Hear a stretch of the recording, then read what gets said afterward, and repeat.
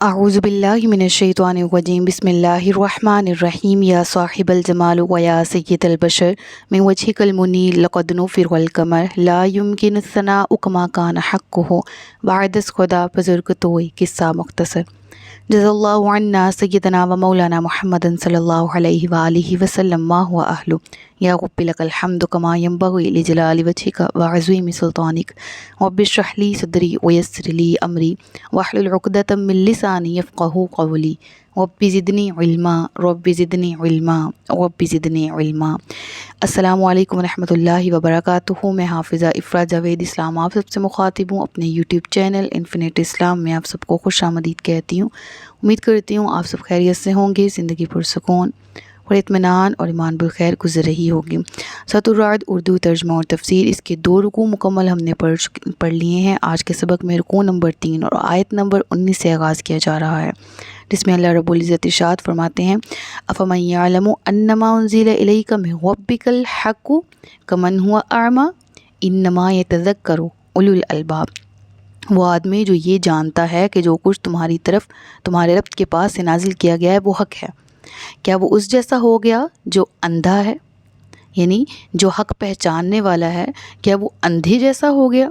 اس سے مراد کیا ہے؟ حضرت عبداللہ بن عباس رضی اللہ تعالیٰ عنہما فرماتے کہ یہ آیت حضرت حمزہ بن عبد المطلب رضی اللہ تعالیٰ عنہ اور ابو جہل کے حق میں نازل ہوئی۔ کیوں؟ کس وجہ سے؟ حضرت حمزہ نبی پاک صلی اللہ علیہ وآلہ وسلم کے چچا ہیں، اور ابو جہل کفار قریش میں سے، سرداران قریش میں سے ایک جانا مانا شخص تھا کہ قریش کے اہم فیصلے اسی سے ہو کر گزرتے تھے، اور حضرت حمزہ کی بھی جاہ و جلالت اسی طرح تھی مکہ میں۔ اب اس وقت جب حق آیا تو حضرت حمزہ ان لوگوں میں سے تھے جو ایمان لے آئے، ایکسیپٹ کیا، قبول کیا۔ آپ 6 نبوی میں ایمان لے کر آئے، اور وہی قرآن دوسرے مکہ والوں پر بھی ویسا ہی نازل ہو رہا تھا۔ وہی قرآن سنانے کے لیے، وہی قرآن سمجھانے کے لیے نبی پاک صلی اللہ علیہ وآلہ وسلم تھے۔ تو جنہوں نے حق سنا، حق دیکھا، قبول کیا، ان کی بات اس آیت میں کی گئی۔ شان نزول کے مطابق حضرت حمزہ کا نام بھی آتا ہے، حضرت عمار بن یاسر رضی اللہ تعالیٰ عنہ کا بھی نام آتا ہے یہاں پر، اور حضرت عمار بن یاسر ابتدائی اسلام لانے والوں میں سے ہیں، یہاں تک کہ آپ کی والدہ حضرت سمیہ اسلام کی پہلی شہید خاتون بھی ہیں، اور ان کو بھی ابو جہل نے برچھی مار کے ان پہ وار کیا تھا، جس کی وجہ سے ان کی شہادت ہو گئی تھی، اور بوقت شہادت ان کی زبان پر بھی یہی کلمات تھے کہ رب کعبہ کی قسم میں کامیاب ہو گئی۔ ایسا ایمان تھا ان کی والدہ کا، اور کچھ ہی دنوں بعد روایتاً ان کی والدہ کی وفات کے کچھ دیر بعد ان کے والد کو بھی زخموں کی تاب نہ لاتے ہوئے، جو کہ ابو جہل کی طرف سے اور سرداران قریش کے ظلم و ستم کی وجہ سے ان کو ملے تھے، وہ بھی شہید ہو گئے۔ اور اس کے بعد جب حضرت یاسر رضی اللہ تعالیٰ عنہ کو ان سے رہائی ملی، نجات ملی، تو آپ نبی پاک صلی اللہ علیہ وآلہ وسلم کی خدمت میں حاضر ہوئے، عرصہ دراز تک آپ کی خدمت میں رہے۔ اب یہاں پر اس آیت کے حوالے سے اگر کہا جا رہا ہے تو کیا جو حق دیکھے، حق جانے، پہچانے اس جیسا ہو سکتا ہے جو کہ حق آ جانے کے بعد اس سے منہ پھیرے؟ تو سن لو، وہ اندھا ہے، وہ ابو جہل اور اس کے پیروکار ہیں، وہ قیامت تک آنے والے وہ لوگ ہیں جو حق کو دیکھتے ہوئے جانتے بوجھتے جھٹلاتے ہیں۔ پھر فرمائے انما یتذکر اولو الالباب، صرف عقل والے ہی نصیحت مانتے ہیں۔ پھر آگے اگلی آیات میں ذکر ہو رہا ہے حق کو قبول کرنے والوں کی اچھائیوں کا، نیکیوں کا، اور ان کی نیکیوں کو صلہ ملنے کا، اور بالکل اسی طرح وہ لوگ جو حق کو جانتے بوجھتے جھٹلاتے ہیں ان کی برائی ذکر کی گئی، اور ان کی برائی کے بدلے جو آگ ان کا ٹھکانہ ہے اس کا ذکر کیا گیا۔ تو پڑھتے ہیں یہاں سے نیکوکاروں کی اچھائیاں، الذین یوفون بعہد اللہ، وہ جو اللہ کے عہد کو پورا کرتے ہیں، ولا ینقضون المیثاق، اور اپنے معاہدے کو توڑتے نہیں ہیں، خواہ وہ خدا کی مخلوق سے کیا ہوا معاہدہ ہو، اللہ کو گواہ بنا کے، حاضر ناظر جان کر، یا وہ اللہ سے کیا ہوا عہد ہو، یا وہ خود سے کیا ہوا یہ عہد ہو کہ آئندہ ہم نیکی پر صبر کریں گے، آئندہ ہم گناہوں سے بچتے رہنے پر صبر کریں گے۔ تو مومن وہی ہے جو ایک دفعہ عہد کرتا ہے تو نبھاتا ہے، वल्लज़ीना यसिलून मा अमरल्लाहु बिही अन युसला व यख़शौना रब्बहुम व यख़ाफ़ूना सुअल अज़ाब, और वो जो इसे जोड़ते हैं जिसके जोड़ने का अल्लाह ने हुक्म दिया, और वो अपने रब से डरते हैं और बुरे हिसाब से खौफ ज़दा हैं। अब इस आयत में जो रिश्तेदारी है उसको निभाने की, और जो आपसे तोड़ता है उससे जोड़ने की, और जिसे जोड़ने का रब ने हुक्म दिया है यानी रिश्तों को जोड़ने का, उसको मेंटेन रखते हैं और उनको जुड़े हुए रखते हैं, उनकी यहाँ पर शान का ज़िक्र किया गया। वो हज़रत हमज़ा, उनके फॉलोअर्स, उनके पैरोकार, नबी पाक सल्लल्लाहु अलैहि वसल्लम के पैरोकार, वो पैगामात जो अम्बिया को दिए गए उनके पैरोकार, वो पैगामात जो हमारी आसमानी किताबों के ज़रिए हमें मिले उनके पैरोकार, उन तमाम की शान बयान की जा रही। क्या अब जो रिश्तेदारी को जोड़ता है, जो अहद को जोड़ता है, उसका पास रखता है, उनका ज़िक्र करते हुए अब इस आयत की हवाले से अहादीस आपकी खिदमत में पेश है। हज़रत अबू हुरैरा से मरवी है कि रसूलुल्लाह सल्लल्लाहु अलैहि वसल्लम ने इरशाद फरमाया, जिसको ये बात अच्छी लगती है कि इसका रिस्क फ़राख हो, रिस्क कुशादा हो। आजकल हर कोई रोज़गार की वजह से परेशान है कि वसाइल कम हैं, मसाइल ज़्यादा हैं, फैमिली को कैसे सपोर्ट किया जाए जबकि तनख्वाहें कम हैं, आमदनी कम है, अखराजात ज़्यादा हैं। तो करना क्या है? रब के महबूब फरमाते हैं जो ये चाहता है उसका रिस्क फ़राख हो, उसकी उम्र दराज हो, उसे चाहिए कि सिला रहमी किया करे, रिश्तेदारों के साथ अच्छा सलूक किया करे। हज़रत अब्दुल्ला बिन अमर रदिल्लाहु ताला अन्हु से रिवायत है कि रसूलुल्लाह सल्लल्लाहु अलैहि वसल्लम ने इरशाद फरमाया, बदला लेने वाला सिला रहमी करने वाला नहीं, बल्कि सिला रहमी करने वाला वो है कि जब इससे रिश्ता तोड़ा जाए तो वो इससे जोड़े। तो मालूम क्या हुआ कि हमें रिश्तेदारियों को निभाना चाहिए। वल्लज़ीना सबरू इब्तिग़ाअ वजहि रब्बिहिम, वो जिन्होंने अपने रब की रज़ा की तलब में सब्र किया, वक़ामुस्सलाह, और नमाज कायम की और उसमें से खर्च किया जो हमने उन्हें रिज़्क़ दिया, छुपे हुए या एलानिया, व यद्रऊना, और वो दूर करते हैं। किसको दूर करते हैं? व यद्रऊना बिल हसनति सय्यिअत, नेकियों से बुराइयों को। उलाइका लहुम उक़बद्दार, यही वो लोग हैं जिनके लिए आक़िबत का अच्छा अंजाम है। तो सब्र की 3 टाइप्स होती हैं बेसिकली। वो क्या है कि एक गुनाह से सब्र करना यानी गुनाह से बचना, दूसरा नेकियों पर सब्र करना यानी अपनी ताकत के मुताबिक हमेशा नेक अमाल करना, और तीसरा मुसीबतों पर सब्र करना। अब इन सब से आला मर्तबा ये है कि शहवाते नफसानी यानी नफसानी ख्वाहिशात से सब्र करना, ये औलिया और सिद्दीकीन का मर्तबा भी है। अब इस आयत में कौन से सब्र की बात हो रही है? अब यहाँ से ये तीनों टाइप्स पढ़ ली हैं। चलें आयत का तर्जुमा दोबारा पढ़ते हैं। को क्या है कि वो जो अपनी रब की रज़ा की तलब में सब्र करते हैं। तो अब ये कौन सा सब्र है? ये वो वाला सब्र भी है जो कि गुनाहों से बचते रहने पर किया जाता है, ये वो वाला सब्र भी है जो अपनी नफसानी ख्वाहिशात से बचते रहने के लिए किया जाता है, ये वो वाला सब्र भी है जो कि नेकियां करते हुए नेकियों पर कायम रहने के लिए किया जाता है। तो जो रब की रज़ा के लिए सब्र करे, रब की राह में ख़र्च करे, वो हिकमत के तहत अगर नफली सदक़ात हैं तो उनको छुपा कर देना ज़्यादा फजीलत का हामिल है। और हाँ, जहाँ मालूम हो कि यहाँ रियाकारी का खदशा नहीं है बल्कि मेरे सदका देकर बताने से सामने वाले पर अच्छा असर पड़ेगा और उसको एक तरगीब दी जाएगी सदक़े की इस तरह से, और वो भी मुझे सदका देते हुए देख के वो ख़ुद भी सदका देगा, तो ऐसी सूरत में अलाउ है कि उसको ज़ाहिरी तौर पर भी दे दिया जाए। ठीक है, यानी सबके सामने दे दिया जाए। और जहाँ रियाकारी का अंदेशा हो वहाँ छुप कर सदक़ात दिए जाएं। और फ़र्ज़ इबादत जैसे ज़कात मुसलमानों पर फ़र्ज़ है, इनको एलानिया देने का ही हुक्म है ताकि दूसरों में तरगीब हो।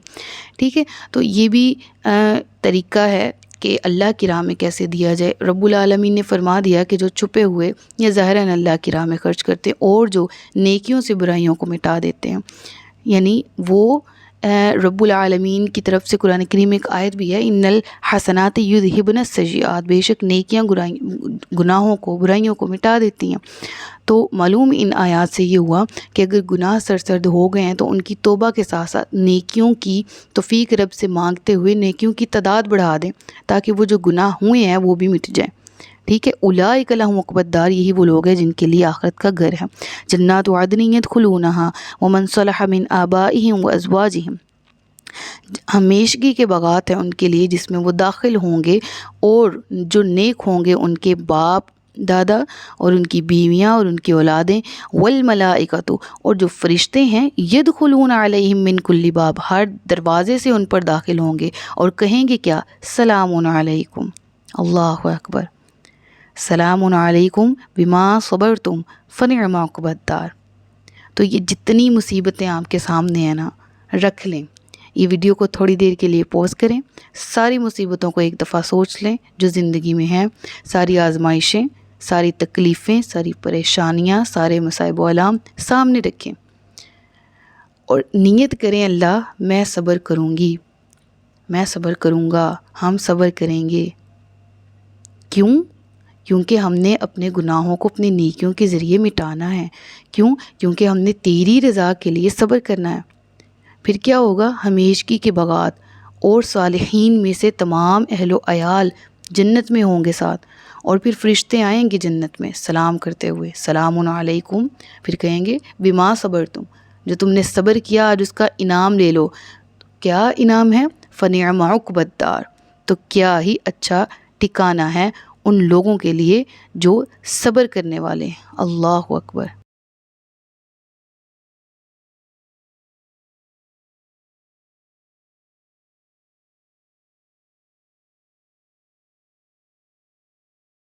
اب اگلی آیت پڑھ لیتے ہیں جس میں ان لوگوں کی نشانیوں کا ذکر ہے کہ جو حق کو جانتے ہوئے بھی جھٹلاتے ہیں، جن لوگوں کے دل یہ مومنین کی صفات سے خالی ہیں۔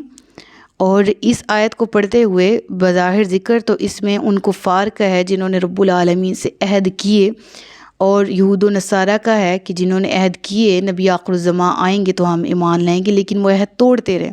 لیکن ہمیں جو حکم دیا جا رہا ہے، ہمیں جو میسج دیا جا رہا ہے اس آیت کے تھرو، دیٹ اس کے ہم اپنی ایمانی قلبی حالت پہ غور کریں کہ ہم توڑنے والوں میں سے ہیں یا جوڑنے والوں میں سے ہیں۔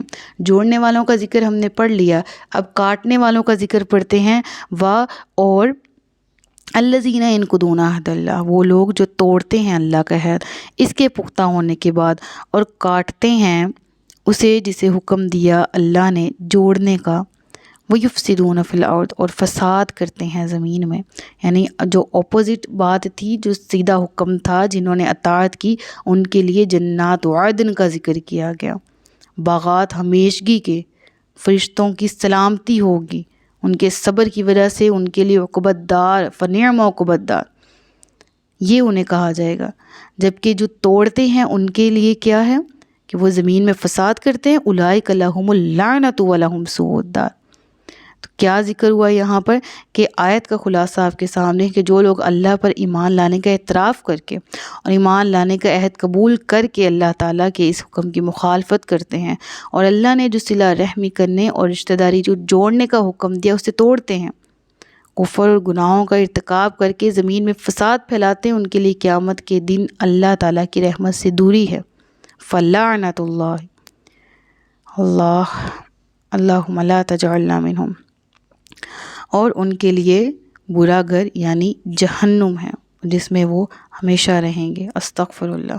تو بظاہر حکم کافروں کا ہے، لیکن یہاں پر اپنی ایمانی حالت، اپنی قلبی کیفیت کا ہمیں اندازہ لگانا ہوگا، محاسبہ کرنا ہوگا کہ اگر تو ہم اپنے آپ کو مسلمان کہتے ہیں تو ہمیں کن صفات کو اپنانا ہے۔ جو ہم سے توڑتا ہے ہمیں اسے جوڑنے کا حکم دیا گیا، ہمیں اس سے جوڑنا ہے، بنانا ہے، رشتہ نبھانا ہے، کیونکہ اس کا حکم ہمیں ہمارے رب العالمین نے خود قرآن میں دیا ہے۔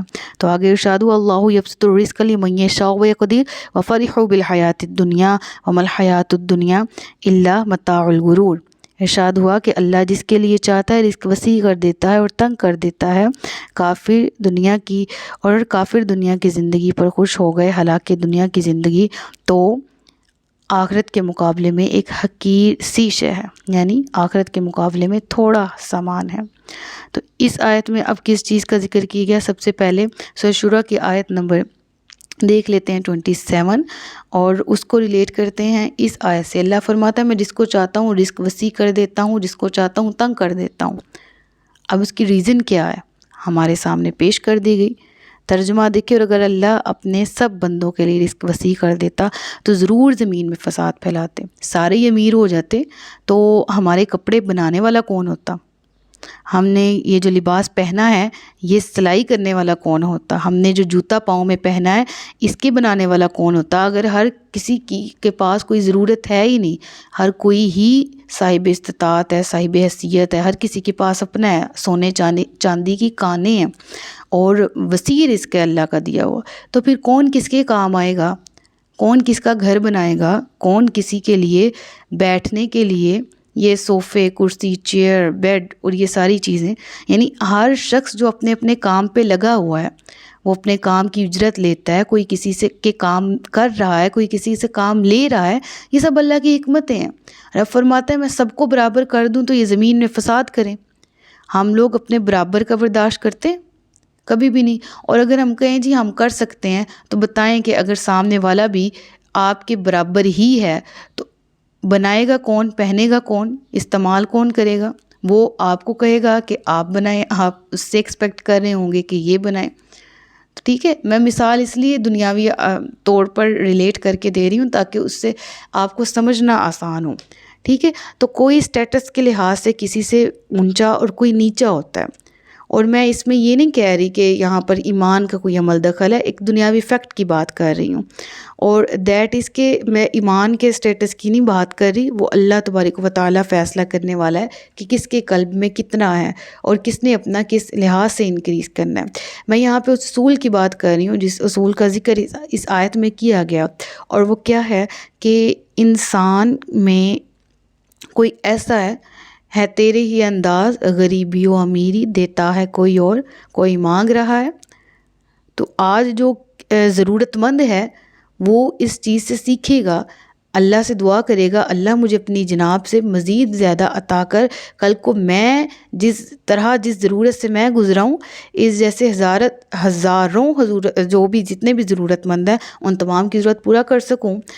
فار ایگزامپل میں آپ سے اس طرح بات کرتی ہوں کہ جتنے کرکٹرز ہیں ان کی مثال ہمارے سامنے ہے، بڑے بڑے ہاسپٹلز انہوں نے بنائے، تو ان سے پوچھا جائے تو کہتے ہیں کہ ہمارے کوئی کہتا ہے کہ جی میری جو مدر ہیں ان کی طبیعت نہیں ٹھیک تھی، مجھے اچھا ہاسپٹل نہیں ملا، وہ دنیا سے چلی گئی تو میں نے اتنا بڑا ہاسپٹل بنا لیا، اور ان لوگوں کے لیے کہ جن کے لیے علاج کے لیے تنگی ہوتی ہے ان کے لیے آسانی ہو۔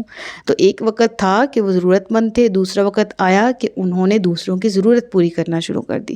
تو یہی کائنات کا رول ہے۔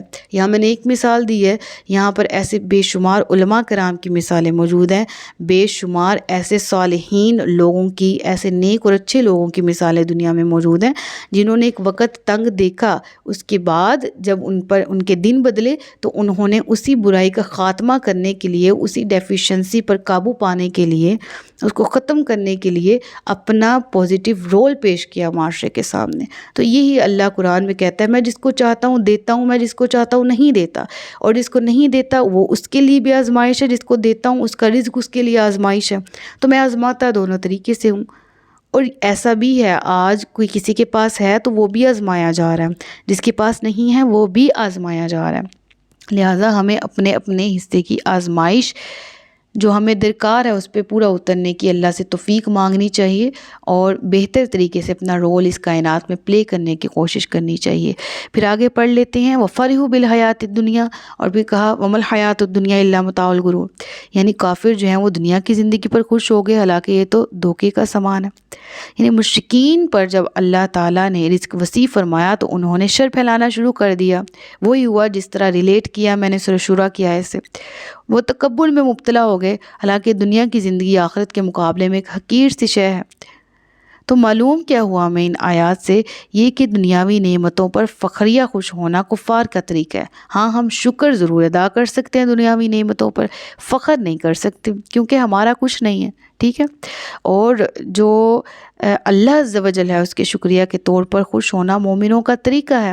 تو ہم اللہ کے سامنے جو تھینکفل وے ہے اس میں شکر ادا کرنے کے لیے خوش ہو سکتے ہیں، اس کا ذکر ہے قرآن کریم میں، قرآن کریم میں ہے قُلْ بِفَضْلِ اللَّهِ وَبِرَحْمَتِهِ فَبِذَلِكَ فَلْيَفْرَحُوا، ٹھیک ہے نا.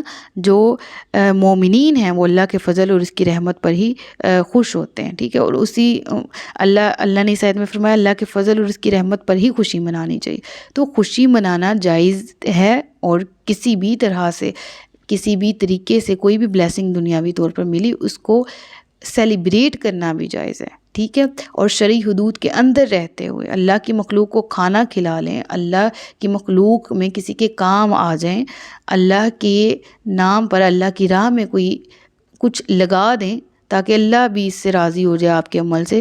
آپ کو کوئی بلیسنگ ملی، آپ اس کو تقسیم کریں تمام لوگوں میں، تاکہ اللہ تقسیم کرنے والی چیز کو بڑھاتا ہے. یہ وہاں کا اصول ہے. تو خلاصہ کلام یہ ہے کہ اگر دنیاوی بلیسنگ ملی اور اس میں تکبر آ گیا تو that is not good for ایمانی ہیلتھ. ٹھیک ہے. اور اگر دنیاوی بلیسنگ ملی ہے تو اس پہ شکر کیا جائے تو یہ شکر جائز ہے. ٹھیک ہے. صدق اللہ العلی العظیم و صدق رسولہ النبی الکریم. سچ فرمایا اللہ نے جو عصمت والا ہے. اپنا بہت سا خیال رکھیے گا، مجھے دعا میں یاد رکھیے گا. تاجدار ختم نبوت زندہ باد. پاکستان ہمیشہ زندہ باد. السلام علیکم ورحمۃ اللہ وبرکاتہ.